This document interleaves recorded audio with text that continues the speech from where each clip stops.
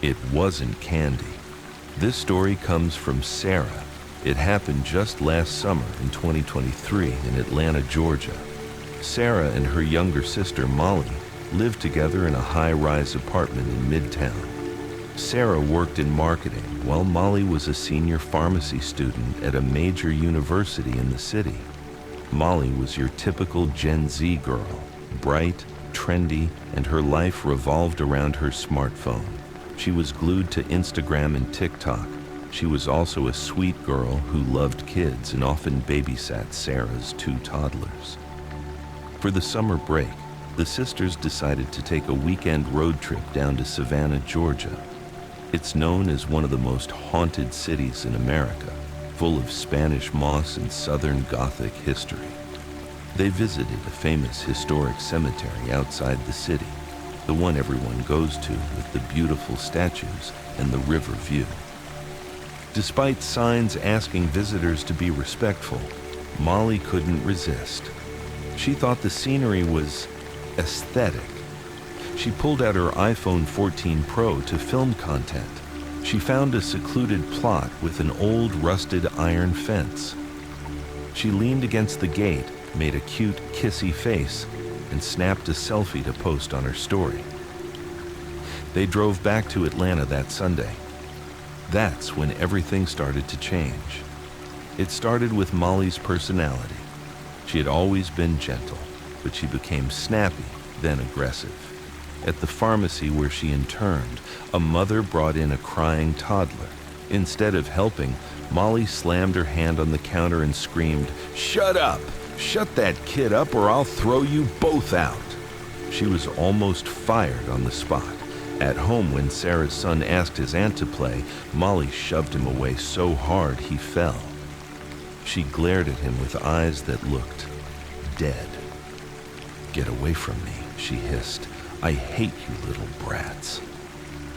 Sarah was shocked. She thought Molly was having a mental breakdown from school stress. Molly admitted she wasn't sleeping. She said she had severe insomnia and had asked a doctor for sedatives. The climax happened on a Tuesday morning. Molly was a gym rat. She was usually up by 6 a.m., but at 9 a.m., her door was still locked. Sarah, feeling a knot in her stomach, used the spare key to open the door. The room smelled chemically sweet, like cough syrup. Molly was lying on the bed, unconscious. Her skin was gray, her lips blue, and white foam was bubbling at the corner of her mouth. Scattered across the floor were empty blister packs. She hadn't just taken one pill. She had swallowed 2 full bottles of prescription sedatives and sleeping pills. Sarah called 911. The paramedics managed to get a pulse. They rushed her to the ER to pump her stomach. Molly was in a coma for 3 days. When she finally woke up, she was weak and confused. "Why?" Sarah cried, holding her hand. "Why did you try to kill yourself?" Molly looked at her sister, her eyes wide and innocent. "I didn't," she whispered. "I was just eating the candy." Once she was stabilized, Molly told Sarah about the nightmare she had been having for a week. "Sarah, every night I go to this room. It's an old-fashioned room, dark wood, gas lamps. There's a little boy in the corner. He's dressed in old clothes, like from the 1900s, velvet suit, but it's filthy, covered in mud. He smiles at me. It's a big, wide smile. He has a thick southern accent. He holds out a glass jar filled with hard candies wrapped in colorful foil. He says, 'Eat, Miss Molly. Mama made these. They're so sweet.' I take one. It tastes amazing. Sugar and honey. I can't stop. He keeps unwrapping them, and I keep swallowing them. He laughs and says, 'Eat more, so you can sleep forever, and come play with me.' In the dream, it was candy. In reality, in a trance state, Molly had been unwrapping pills and swallowing them by the handful.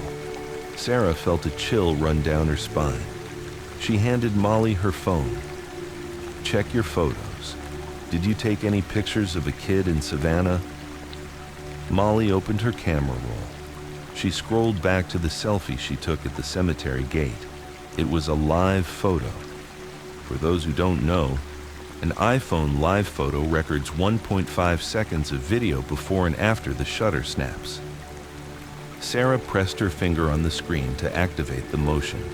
The image came to life, and they both screamed. In the still photo, it was just Molly posing. But in the live photo, as Molly turned her head to pose in the background behind a mossy tombstone, a small, pale head popped up. It was a little boy. His face was gray. His eyes were black pits. He looked directly at the camera lens, and in the final millisecond of the video, his mouth unhinged into an impossibly wide, jagged grin. And from the phone speaker, a sound played. Not the wind. A clear, high-pitched whisper. "Hi! Hi! Hi!" Molly threw the phone across the hospital room. That's him. That's the boy with the candy. The ghost had attached himself to her through the photo. He was a lonely, malevolent spirit. He hated that Molly was alive and happy. He made her hate living children, and he tricked her into suicide so she would become his playmate in the afterlife. Sarah knew she had to handle this herself. She couldn't trust anyone else. She took Molly's phone and printed the photo out on glossy paper. Then, she permanently deleted the image from the phone and the cloud. Leaving Molly in the hospital, Sarah drove 4 hours straight back to Savannah. She went back to that specific plot in the cemetery. She found the grave the boy had peeked out from behind. The headstone was eroded, but she could make out the date, 1905, and the name, Silas. Local records online hinted at a tragedy. A child died from accidental poisoning after eating rat poison he mistook for sugar. Sarah stood before the grave. She didn't hire anyone. She did it herself. She placed a fresh white teddy bear and a bag of real, high-quality hard candies on the stone. "I'm sorry we disturbed you, Silas," Sarah said, her voice shaking. "We brought you real candy. Please leave my sister alone. She is not your friend." Then, she took the printed photo. She placed it in a metal coffee can she had brought with her. She lit a match and set the photo on fire. She watched as the boy's face in the picture curled, blackened, and turned to ash. The smoke rose straight up into the Spanish moss. Sarah felt the air grow lighter. The oppressive feeling of being watched vanished. She drove back to Atlanta. Molly recovered. She stopped dreaming about the boy. She stopped hating children. Life, it seemed, went back to normal. But the ending isn't happy. Molly changed. She deleted all her social media. She bought a dumb phone, a flip phone with no camera. She refuses to have her picture taken. And Sarah. Sarah worries, because sometimes late at night, when Molly thinks no one is watching, Sarah sees her sister sitting on the couch in the dark, staring at a blank wall. Molly's jaw moves rhythmically. Crunch, crunch, swallow. She isn't eating anything. Her mouth is empty, but she chews and she swallows, and then she smiles that same wide, empty smile the boy had in the photo. The ghost didn't leave. He just learned to be quieter. And now, he's feeding her something that Sarah can't see, and Molly can't stop eating.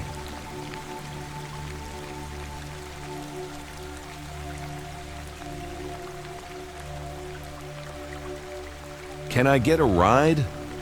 This story comes from Carl. He's a veteran of the road with over 20 years of experience as a long-haul trucker. Back in 2012, Carl was driving for a large logistics company based out of New Jersey. The owner, Mr. Henderson, was a wealthy guy who owned a fleet of dozens of semi-trucks, 18-wheelers. One afternoon, Carl had just gotten home from a long run to Ohio, ready to crash, when Mr. Henderson called. "Carl, I need a favor. Sam just got into a bad wreck near the Newark port. He hit a pedestrian. The cops took him in. I need you to go down there and bring the rig back to the yard before it gets towed." Carl was exhausted, but you don't say no to the boss. When he got to the scene, it was a mess of flashing lights. The victim was a homeless man. He had been caught under the rear wheels of the trailer. The body was covered, but there was a long, dark smear on the asphalt that the rain hadn't washed away yet. The police needed the truck moved to the impound lot a few miles away for investigation. Carl climbed up to the cab. But first, out of habit, he did his pre-trip inspection. He walked around to check the tires. As he passed the rear drive tires on the driver's side, he saw a shadow. It looked like someone curling up into a ball right between the axles. Carl jumped back. "Hey!" He leaned down to look. Nothing. Just grease, axles, and road grime. Must be tired, Carl thought. He climbed into the cab. He turned the key. Chug, chug. The engine wouldn't turn over. On the third try, the diesel engine roared to life.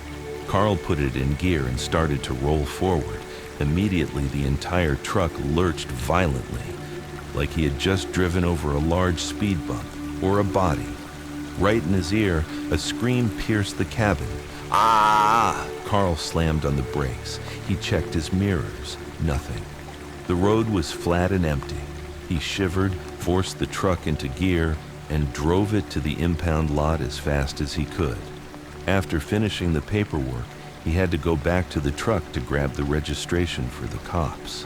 The lot was pitch black. As he walked toward the truck, he froze. There was someone sitting in the passenger seat, a dark, heavy shape sitting perfectly still. Carl rubbed his eyes. Who's there? He looked again. The seat was empty. Carl grabbed the papers and ran. A few days later, Mr. Henderson called again. "Carl, cops released the truck. Go pick it up and take the run. The other guys are too spooked to drive it." Carl refused. "No way. Boss, that truck is bad news. I'm not stepping foot in it." Mr. Henderson had to hire a new driver. The new guy was Hank, an old-school trucker, rough around the edges and stubborn as a mule. Hank bragged to everyone in the break room. "I've been driving since the 80s. I've seen it all. Ghosts? Please. If I see a ghost, I'll run him over again just to make sure." Carl kept his mouth shut. Hank took the truck. Run for number one. That same afternoon, Hank brought the truck back to the yard early, looking pissed. "This piece of junk is broken," Hank grumbled. "The whole cab shakes. I turn the key and the whole thing rocks back and forth like someone is outside pushing against the doors." Carl just smirked. It's starting. Run number 2, that evening. Carl and Hank both pulled into the yard at the same time to park for the night. Backing a 53-foot trailer into a parking spot, the dock, is standard stuff for a trucker. But Hank kept pulling forward and backing up over and over. Hank rolled down his window and started screaming at the empty air behind his trailer. "Hey, get out of the way, you idiot! You want me to crush you?" Carl, standing nearby, looked behind Hank's truck. There was no one there. The lot was empty. "Hank, there's nobody back there," Carl yelled. "Are you blind?" Hank screamed back. "He's standing right there. He keeps waving me back, telling me to hit the wall. That son of a bitch." Hank, furious, set the parking brake, jumped out of the cab, and ran to the back of the trailer to fight the guy. When he got there, nothing. Just asphalt. Hank stood there, confused, the color draining from his face. Run number 3. The final run. Hank took a short haul to Pennsylvania. The next morning, Hank drove the truck back into the yard. He looked like he had seen hell. He had a headache patch stuck to his forehead, and his hands were shaking. He pulled Carl aside and whispered, "Yesterday I was driving down the turnpike. Sun was going down. I'm cruising along, and suddenly, tap, tap. Someone tapped me on the shoulder. I jumped and looked at the passenger seat. Empty. I figured it was the seatbelt flapping. 10 minutes later, slap. Harder this time. I started getting scared. I hit a red light at an exit ramp. I reached for my coffee cup in the holder. My hand wrapped around the cup, and another hand grabbed mine. It was ice cold and covered in grease." Hank's voice cracked. I looked over. Sitting in the passenger seat was a man. His clothes were shredded, covered in blood and road tar, but the worst part was his legs. His legs were crushed flat, just meat and bone pulp, blood dripping onto the floor mat. He looked at me, his face smashed in, and he grinned a bloody grin. "Can I get a ride?" Hank said he screamed, unlocked the door, and bailed out of the truck right there on the off-ramp, leaving the engine running. The state troopers had to come move it. Hank told the cops the truck broke down. He didn't dare mention the ghost. After telling Carl, Hank went to his car, grabbed a bottle of holy water and a crucifix, and tried to perform an exorcism on the truck right there in the yard. He was splashing water on the grill, crying and begging for forgiveness. When he was done, he threw the keys at Mr. Henderson. "You couldn't pay me $1 million to get back in that cab." Mr. Henderson finally gave up. He sold the truck for scrap prices. No one knows who bought it, but hopefully they never meet the hitchhiker with the crushed legs.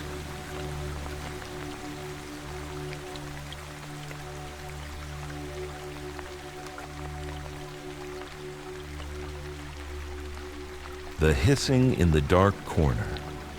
This story comes from Tracy. It takes place in the summer of 2008 when she was about 14 years old. That summer, Tracy's parents were going through some financial trouble, so they sent her to live with her Aunt May and Uncle Ted in a dusty, desolate town in West Texas. Uncle Ted was a hustler. He saw an opportunity to make money off the long-haul truckers and oil field workers passing through on the interstate. He leased a cheap plot of land right off a lonely highway exit. Decades ago, it used to be a gas station and general store, but it had burned to the ground. Now, it was just a massive cracked concrete slab surrounded by miles of dry brush and darkness. Since it was the middle of nowhere, Uncle Ted didn't bother with permits. He set up a huge canvas tent right on top of that old foundation. He brought in some wooden picnic tables and folding chairs and opened up an illegal roadside diner. They sold homemade chili and BBQ sandwiches all night long. Business was actually booming. Truckers loved the cheap, greasy food, but Tracy hated it. She hated the smell of diesel, the dust, and especially the creepy feeling she got whenever she stepped onto that concrete slab at night. The first signs. From the very first week, things were off. The concrete foundation was flat, but every single evening, right around dusk when the dinner rush started, someone would trip. Tracy vividly remembers watching big, burly oil workers carrying trays of food suddenly slam face first onto the concrete, as if someone had violently kicked their legs out from under them. They'd get up, cursing, looking around. Who the hell tripped me? But no one was there. Tracy noticed it always happened in the same spot, the far back corner of the slab, where they kept the cleaning supplies. It wasn't just the tripping. Aunt May's chili usually kept fine overnight in the heavy pots, but whenever she left a pot on that slab overnight, even covered tight, the next morning it would be bubbling and spoiled. It smelled sour, but underneath the sourness was a distinct smell of ash and burnt meat. The night of the encounter. It was a stifling hot Saturday night. The tent was packed, loud with country music and drunk workers. Around 11 p.m., the crowd thinned out. Uncle Ted saw Tracy yawning. "Go take a nap in the truck, kiddo," he said. "We'll wake you up to help with the dishes when the last customer leaves." Tracy was exhausted. She walked over to her uncle's pickup truck, parked about 30 feet away in the darkness. She climbed into the back seat, curled up, and passed out. About 45 minutes later, Aunt May tapped on the glass. "Wake up, Tracy. Everyone's gone. Time to wash up so we can go home." Tracy rubbed her eyes and stepped out. The lot was dead silent now. The only light came from a single buzzing sodium street lamp out by the highway, casting a sickly yellow glow over the tent. Her aunt and uncle were up front, stacking the chairs. Tracy walked to the back, to that bad corner where they had the dishwashing station. It was just 3 large plastic tubs set up on a folding table. The water was greasy. Tracy pulled up a stool and started scrubbing. Her back was turned to the empty, dark wasteland behind the slab. It was so quiet she could hear the crickets chirping and the clink of silverware. Then, a new sound cut through the silence. Hiss, hiss, hiss. Tracy paused. It sounded like grease hitting a hot pan, or maybe a high-pressure hose spraying against stone. Hiss, hiss. She looked around. No one was cooking. There were no hoses here. They brought water in jugs. She figured it was just the wind and went back to scrubbing. But the sound got louder, closer, and this time it was joined by another sound. He. A giggle. A wet, broken, maniacal giggle. Tracy slowly turned her head to look over her left shoulder. Less than 6 feet away, right on the edge of the concrete slab. Someone was there. It was a woman. Her hair was standing straight up, wild and matted, stiff and black as if it had been singed by fire. She was wearing tattered, burnt rags that fluttered in the breeze. She was squatting right in the concrete. Her legs were spread wide in a crude, vulgar way, and from beneath her, a stream of liquid was spraying out onto the hot cement with incredible force. Hiss, hiss, hiss. But the worst part wasn't the act itself. It was the movement. While she was doing this, she was bouncing. With every hiss, she would bounce her hips up and down, bobbing her head like a toddler playing a fun game. He, bounce, bounce, hiss. Tracy was paralyzed. She wanted to scream for her aunt, but her throat was dry as sand. The woman, still bouncing, still relieving herself, slowly twisted her neck around. She looked at Tracy. Under the weak yellow streetlight, Tracy saw the face. There was no skin. It was a mass of black charred meat, pulled tight against the skull. Her lips had been burned away, revealing long white teeth in a permanent skeletal grin. Her eyelids were gone, leaving 2 round white eyeballs bulging out of the blackened face, staring wildly. The burnt mouth moved. "Sissy, come play house with me." Tracy let out a blood-curdling scream. She kicked the dish tub over, sending greasy water everywhere, and sprinted toward Aunt May. Aunt May, a ghost, a crazy woman. Her aunt and uncle came running with flashlights. They shined the beams into the corner. Empty, no woman, no puddle. The concrete was bone dry. "Are you sleepwalking, girl?" Uncle Ted yelled, his voice shaking because he saw how terrified she was. "I swear, she was sitting there. She was peeing on the floor. She laughed at me." Tracy was sobbing, curled into a ball. They quickly threw everything into the truck and got out of there. That night, Tracy ran a high fever. In her delirium, she kept hearing that hissing sound and that giggle right next to her ear. The truth revealed. The next morning, Aunt May took Tracy to the local clinic. The old doctor, hearing about where they were working and what Tracy saw, sighed and told them the history. That concrete slab used to be a general store and gas station with living quarters in the back. A single mother lived there with her daughter, Betty. Betty was about 19 or 20, but she was severely mentally disabled. She had the mind of a toddler. She was known for laughing at nothing and doing inappropriate things, like relieving herself wherever she felt like it. One winter night in the 90s, the mother went into town for supplies. Betty was left alone. She started playing with matches near a kerosene heater. The place went up in flames instantly. Because the location was so remote, no neighbors heard the fire. A passing trucker saw the glow in the sky and called 911. But by the time the fire department arrived from the next town over, the building was gone. The firefighters said they found her body in the back corner. Based on the evidence, she hadn't tried to escape. She'd likely stayed inside, laughing and dancing, thinking the pretty fire was a game, until the roof collapsed on her. Uncle Ted and Aunt May turned pale. They realized the tripping customers, the spoiled chili. It was Betty's insane ghost, still playing in her burnt-down house. She was tripping people for fun, tasting the food, and she'd appeared to ask Tracy to play. That same afternoon, Uncle Ted hired a crew to tear down the tent. They abandoned the site immediately.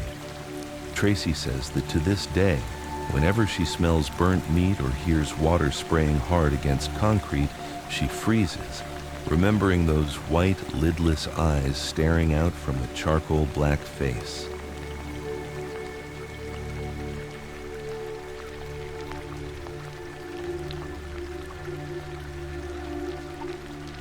The Muddy Ghost Hitchhiker of Pennsylvania.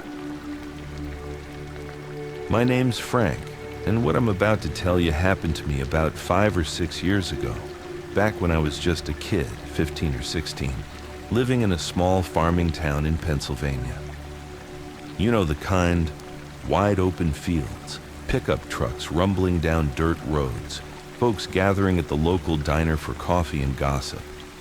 Life was simple, but sometimes the simplest places hide the darkest shadows.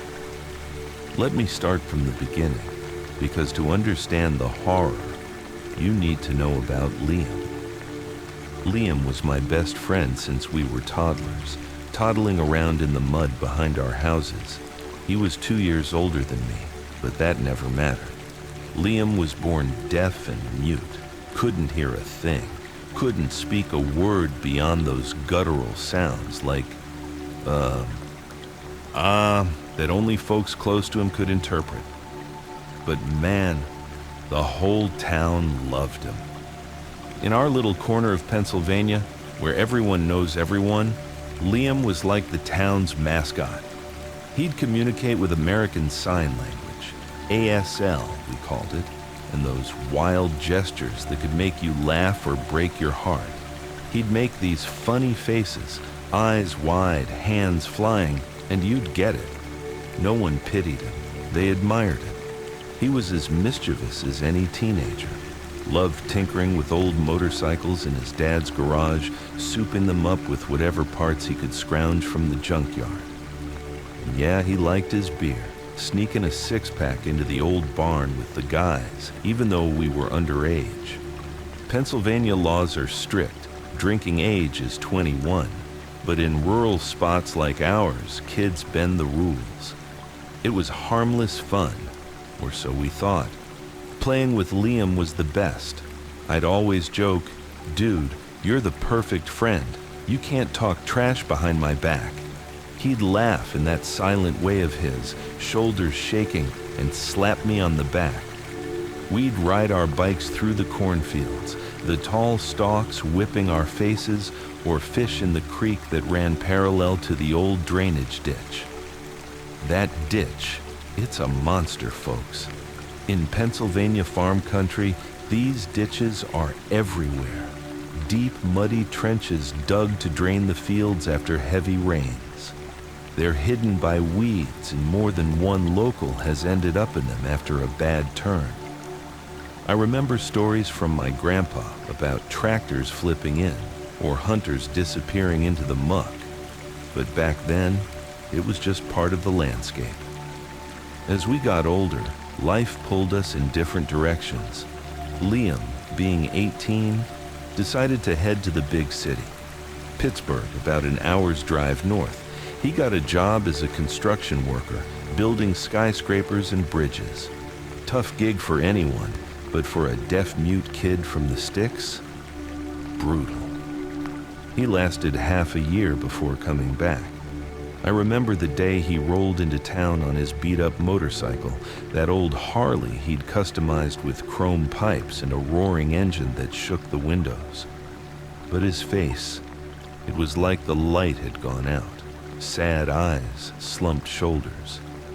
He didn't sign much at first, just hung around the house.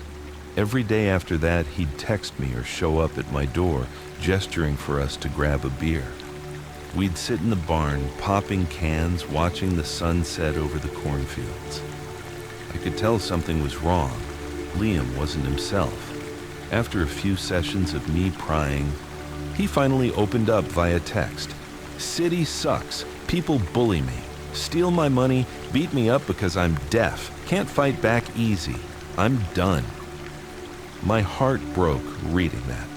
Pittsburgh's a rough place, steel town grit, but with its share of lowlifes. I pictured him on those job sites, isolated, unable to yell for help. "Stay here, man," I signed back. "The farm life's better. I'll hook you up with a job at my uncle's lumber mill." The mill was a staple in town, sawing wood for barns and fences, smelling of fresh pine and sawdust. Uncle Joe was always hiring strong hands. That night, we had what Liam called our farewell to the past beer session. We sat under the stars, the crickets chirping, the wind rustling the corn like whispers from the fields. Liam signed fiercely, "This is the last drink. Tomorrow I start work. No more booze." We did a pinky promise, locked fingers, shook on it. It felt final, like turning a page. The next day, I biked over to Uncle Joe's mill early. The air was thick with the buzz of saws and the scent of timber. I pleaded Liam's case. He's strong, reliable, and he needs this. Uncle Joe nodded, slapped me on the back. "Tell him to start Monday." I was pumped, raced back on my mountain bike, the tires kicking up dust on the gravel roads. But when I got to Liam's house, he wasn't there. His mom, a sweet lady with calloused hands from farm work, shrugged. He went out with some buddies to the next town over, said something about one last hangout. I groaned. Typical Liam, always one more. I texted him, annoyed. "Dude, I got the job. Where are you?" His reply came quick. "Sorry, bro. Buddies begged for one last beer. Promise this is it. Start work tomorrow." I shook my head, but what could I do? Evening fell, and I headed home from Uncle Joe's after helping stack lumber. It was around 9 p.m. The sky pitch black, stars hidden by clouds. I took the shortcut, a narrow trail along the cornfield, the kind where the stalks tower over you like silent sentinels. My mountain bike bounced over roots, the headlight cutting a weak beam through the dark. Wind howled through the corn, making it rustle like something alive. Then I heard it. That unmistakable sound, Liam's call, guttural, desperate. I slammed on the brakes, heart pounding. "Liam!" I yelled, scanning the field. About 50 yards in through the stalks, I saw a figure. It was him, standing there, waving his arms wildly like he was drowning or begging for help. His face was pale in the moonlight, eyes wide with fear. "What the hell, man? You drunk and lost in the corn?" I muttered, pissed. I propped my bike against a fence post and waded in, the stalks scratching my arms, the ground soft and muddy under my sneakers. As I pushed through, the rustling grew louder, like whispers surrounding me. I called out, "Liam, come on, let's go." But when I reached the spot, nothing, just empty space, corn swaying gently. No footprints, no sign. A chill ran down my spine, not from the cold, but something deeper. I spun around, heart racing. This ain't funny. Back at the trail, I froze. There he was, sitting on the rear rack of my bike, head bowed, looking defeated. How'd he get there so fast? As I approached, details hit me. His clothes were caked in black mud, dripping wet like he'd crawled out of a swamp. The bike seat was smeared with it too. His skin looked clammy, pale blue in the dim light. "Liam, you messing with me?" I shouted, stepping closer to slap his shoulder. But as my hand swung, he vanished. Poof. Gone like smoke. The mud streak remained, wet and cold to the touch. Panic set in. My hands shook as I grabbed the handlebars. Then, the sound again. This time, from the drainage ditch, a deep, weed-choked gully running parallel to the field. I ran over, flashlight app on my phone trembling. I tripped on something hard. Liam's motorcycle, crumpled in the underbrush, half submerged. Tires deflated, handlebars twisted. Peering into the ditch, the water was still, black as ink, reflecting nothing but my fear. Something bad had happened. I bolted back to my bike, pedaling like mad to Liam's house, mind racing with worst-case scenarios. As I turned into the driveway, my stomach dropped. A black mourning ribbon was tied to the front door, a Pennsylvania custom for signaling death in the family. Police cars parked out front, lights flashing silently. Liam's mom was on the porch, sobbing into her hands. "Frank, he's gone. They just pulled his body from the ditch, drunk driving, motorcycle flipped, drowned hours ago." I collapsed, world spinning. The figure in the field, on my bike. It was his ghost, trying to hitch a ride home one last time, begging with those waves, those sounds, the mud from the ditch where he died.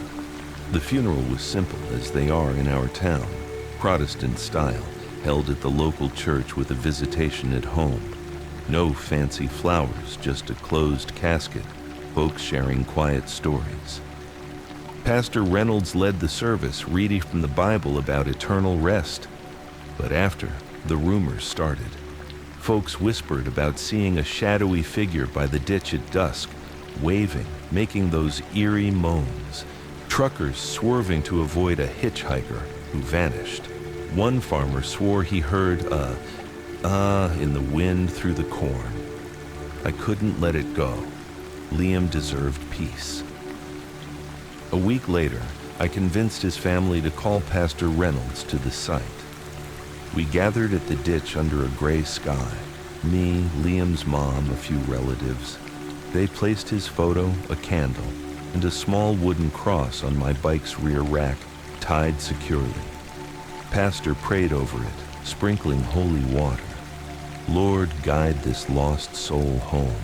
Release him from this earthly bind." Then he turned to me. "Frank, ride slow back to the house, call his name, invite him on. But whatever you do, don't look back." I mounted the bike, legs like lead. The path was only a mile, but it felt eternal. Sun beat down, yet I shivered, goosebumps prickling. "Liam, come on, buddy, hop on, let's go home." Halfway, the bike sagged, heavy like carrying a grown man. The rear tires struggled as if weighted down. Then, the breathing, raspy, huh, right in my ear, hot and wet. My neck hairs stood. I wanted to turn, but remembered the warning. Sweat poured, muscles burned like I'd pedaled a marathon. At the house, I stopped. exhausted. They untied the photo and cross. Gasps echoed. On the photo frame, 2 muddy handprints, small fingers curled tight, like gripping for dear life. We placed it on the memorial table inside, lit the candle, and prayed. A warmth filled the room. I felt lighter, like a burden lifted. Liam was home, or so I thought. For months, the sightings stopped. Town moved on. But lately, in my dreams, I hear that, again. Waking up, I swear I see mud prints on my floor. Is he really gone? Or does some part of him still wander those fields, waiting for one more ride? If you're ever driving through Pennsylvania corn country at night, listen close. You might hear him calling and wonder if you'll stop.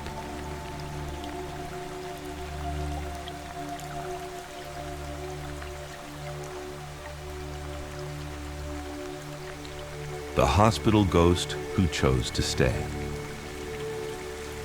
My name is Jenny, and what I'm about to share happened back in 2005, when I was just 5 years old, innocent and unaware of how quickly joy can turn to terror. In the suburbs of Detroit, Michigan, a city of steel mills, bustling streets, and hidden hardships, a meningitis outbreak swept through like a silent storm, targeting the youngest and most vulnerable. I was one of them. But this story isn't just about my illness. It's about my Grandma Rose, her unbreakable love, and the chilling choice her spirit made in the afterlife. A choice that still echoes in my dreams, making me wonder if she's truly at peace, or if she's watching, waiting from those cold hospital halls. Let me take you back to that fateful year. Detroit in 2005 was a place of contrasts. Vibrant neighborhoods filled with families like mine, but shadowed by economic struggles and health scares. The meningitis outbreak hit hard. News reports blared warnings about bacterial strains spreading through schools and daycares. Parents panicked, rushing kids to clinics for vaccines that weren't always available. I remember the fever starting subtly, a headache here, a stiff neck there. By evening, I was burning up, convulsing in my parents' arms. My dad, David, a hard-working auto mechanic with grease-stained hands and a heart of gold, scooped me up. My mom, Sarah, a school teacher with soft eyes and a voice that could soothe any storm, clutched my blanket as they bundled me into the car. City General Hospital, Dad said, his voice tight. It's the closest. Grandma Rose lived with us then, in our modest ranch-style house on the outskirts, where the city lights faded into quiet streets lined with maple trees. She was over 70, with silver hair pinned in a bun, glasses perched on her nose, and a spirit fiercer than any lioness. Grandpa had passed years earlier from a heart attack, leaving her alone in that big empty bed.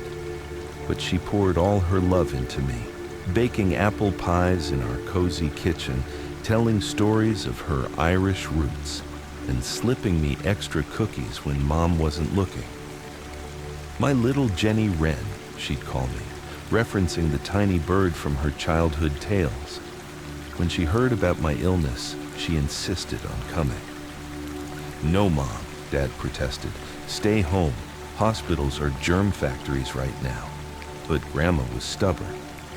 That child's my blood, she snapped, her voice quivering with determination. As Dad's car pulled away with Mom and me, she sneaked the keys to her old Buick, a rusty beast from the 80s that she'd babied for decades, and followed, rain pelting the windshield like angry tears from the sky.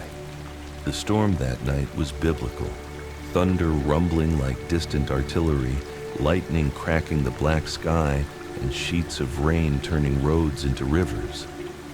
Grandma's eyesight wasn't what it used to be. Cataracts clouded her view, but love blinded her to the danger.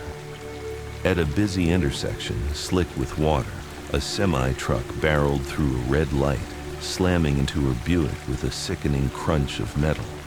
The driver didn't stop, a classic hit and run, common in those chaotic Detroit nights where anonymity reigns. Paramedics found her crumpled in the wreckage, sirens wailing as they rushed her to the very same hospital, City General. Meanwhile, in the ER, chaos reigned. Beeps from monitors, cries from sick kids, the sterile smell of antiseptic mixed with fear. Dad paced while filling out forms for the pediatric ward, Mom holding my hand as IVs pierced my tiny veins. I was delirious, the fever making the world swim. Then, a nurse approached, her face pale. "Mr. Thompson, your mother, she's just been brought in. Car accident. It's bad. ICU." Dad's world shattered. He crumpled against the wall, Mom's sobs echoing down the hall. That night, both Grandma and I lay in the hospital's grip. I was in PEDs hooked to machines that hummed like mechanical lullabies. Grandma was downstairs in ICU, tubes snaking across her body, monitors tracking her fading pulse. Around 3 a.m., she slipped away. Traumatic brain injury, the doctor said. A peaceful end, they claimed. But Dad knew better. He couldn't tell me. I was too young, too sick. "Grandma's resting," he whispered when I asked. But I saw her. Oh God, I saw her. It was about 3:15 a.m. The ward was dim, lit only by the glow of night lights and the occasional nurse's flashlight. I was groggy from meds, drifting in and out when I heard it. Slap, drag, slap, drag. The familiar shuffle of Grandma's worn slippers, those fuzzy pink ones she wore around the house, scuffed from years of padding to the kitchen for midnight snacks. My eyes fluttered open. There she stood at the door of my room, silhouetted against the hallway light. She wore a pale blue hospital gown, the kind that ties in the back, flapping loosely. Her posture was hunched, hands clutching her chest as if in pain. Face etched with confusion and terror, like she was lost in a maze she couldn't escape. "Grandma?" I whispered, my voice tiny. She turned, but instead of her warm smile, her eyes widened in horror, pupils dilated, mouth agape. She stared at me, then shook her head violently, backing away as if my gaze burned her. Was she afraid I'd see her like this, or scared her death would touch me, pull me into the void? She spun, slippers slapping against the linoleum, and fled down the hall, vanishing into the shadows. I called after her, but only silence answered. The next morning, I told Mom.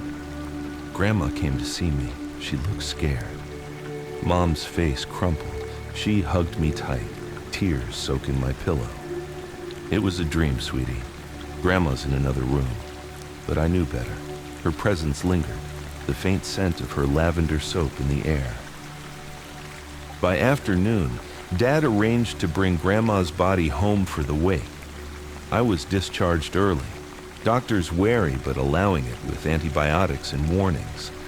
The funeral was Catholic through and through, visitation at the funeral home, where friends and neighbors shared stories over coffee. Then Mass at St. Mary's Church, Father Thomas presiding with incense and hymns. We buried her in the family plot, under a gray sky that mirrored our grief. But peace didn't come. Mom started having dreams, vivid, haunting visions. In them, Grandma sat on a stark white hospital bed, surrounded by strangers, pale faces, bandaged limbs, eyes hollow with unspoken stories. "Don't call me home," Grandma would say, her voice echoing. "I'm not coming back. It's fun here, so many friends." She'd gesture to the next bed where shadowy figures, ghosts, Mom knew, laughed over card games or chatted animatedly, like a bizarre afterlife social club. Mom woke sweating, heart pounding. She confided in Dad. "Her soul's stuck, David. Died in that hospital, maybe in purgatory, needing our prayers." As devout Catholics, they believed in souls lingering, awaiting purification before heaven. Dad nodded, worry lines deepening. We'll call Father Thomas. Father Thomas was our parish priest, modern, with a kind smile and a love for community barbecues, but serious about the faith. He listened to the story in our living room, sipping tea.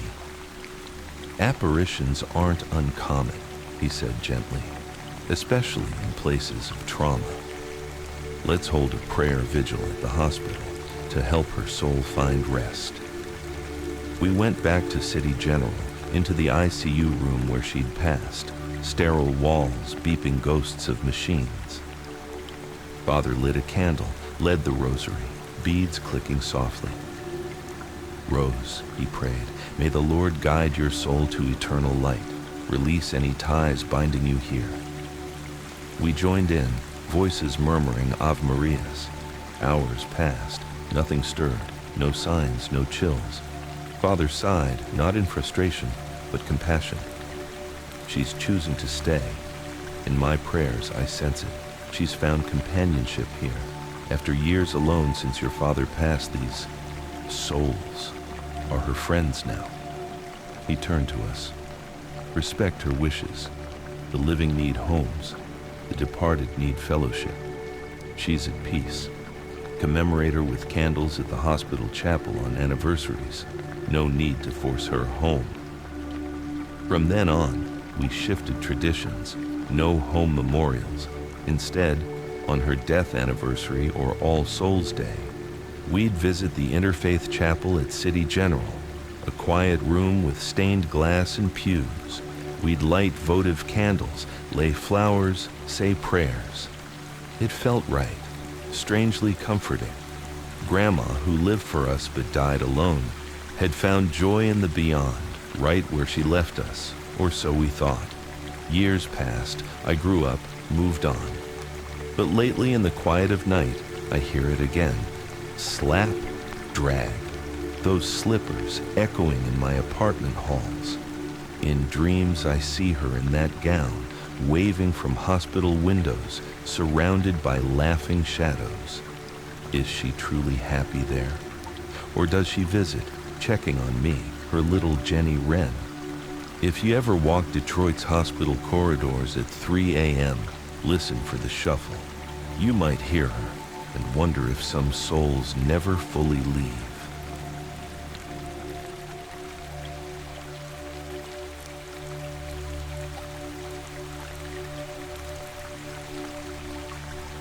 Whip marks from the grave. This story comes from Jake. It happened back in the 1990s in a small, isolated town deep in rural Georgia. There was a couple in town, Bill and Martha. They had a young child. Bill used to be a decent guy, but after he lost his job at the mill, he turned mean. He didn't gamble, didn't chase women. His only vices were moonshine and beating his family. One day, Bill got his hands on an old bullwhip. He bragged it was a Civil War antique. At first, he just cracked it at trees or cattle for fun.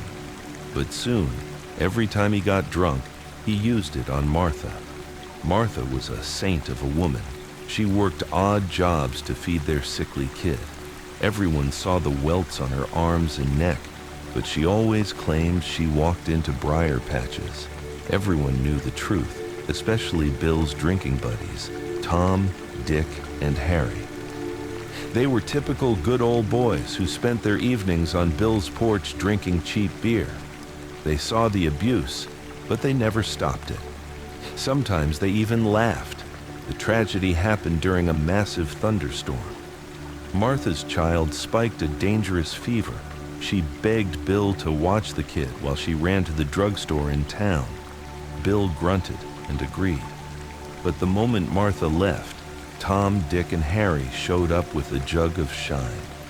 Bill abandoned his sick child, locked the front door, and went with them to an old tobacco barn down the road to drink. Martha came home soaked to the bone to find her child convulsing on the floor and Bill gone. She rushed the kid to a neighbor, Ms. Six, then stormed down to the barn. She found them laughing and drinking. For the first time in her life, Martha snapped. She grabbed a piece of firewood and smashed their whiskey jug. She screamed at them, "My baby almost died because of you. Get out, all of you." The friends left, but as they walked away, they bruised Bill's fragile ego. "Man, your wife wears the pants now, huh? You gonna let her talk to us like that?" Bill, drunk and humiliated, saw red. He growled, "I'm gonna shut her up for good." He stumbled home. Martha had just returned from the neighbor's house. In a drunken rage, Bill grabbed his wood-splitting axe. Right there in the living room, he beheaded her.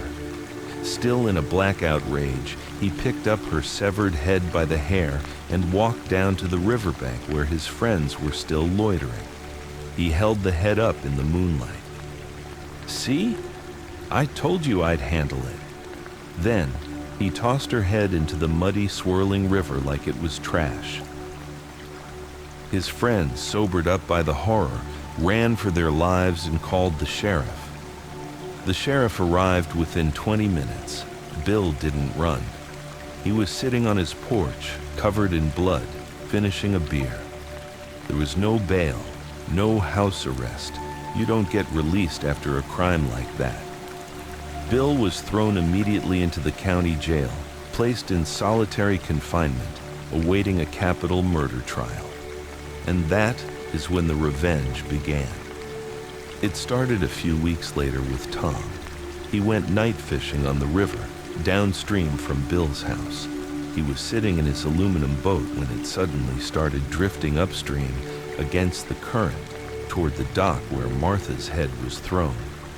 It was pitch black. Tom tried to start the motor, but it died. He felt a heavy tug on his trot line. Thinking he caught a big catfish, he hauled it up. As he reached into the net to untangle the fish, chomp! Something bit down hard on his finger. He yanked his hand back, screaming. The top joint of his index finger was gone, blood spurting everywhere. From the bottom of the net, a gurgling voice spoke. "Hey, Tom, looking for my husband?" Tom shined his flashlight. Tangled in the net was Martha's head. Her skin was pale and bloated, her hair matted with river mud. Her eyes were wide open, staring at him, and her mouth, filled with sharp, jagged teeth, was chewing on his finger bone. Tom screamed, jumped overboard, and swam to shore, leaving his boat behind. The terror didn't stop there. Shortly after, Dick, who owned a large cornfield, was out checking his crops late one afternoon.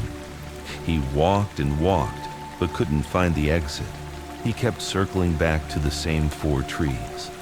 Night fell, and exhausted, he sat under an oak tree. Thud, thud. Someone was throwing dirt clods at his back. "Who's there?" he yelled. "Show yourself." He looked up into the branches. Martha was hanging from a limb, swinging like a monkey. She was hanging by her legs upside down, but she had no head. From the ragged, bloody stump of her neck, a voice echoed, "Hey, Dick, you said I was too loud. I'm quiet now. Come drink with Bill."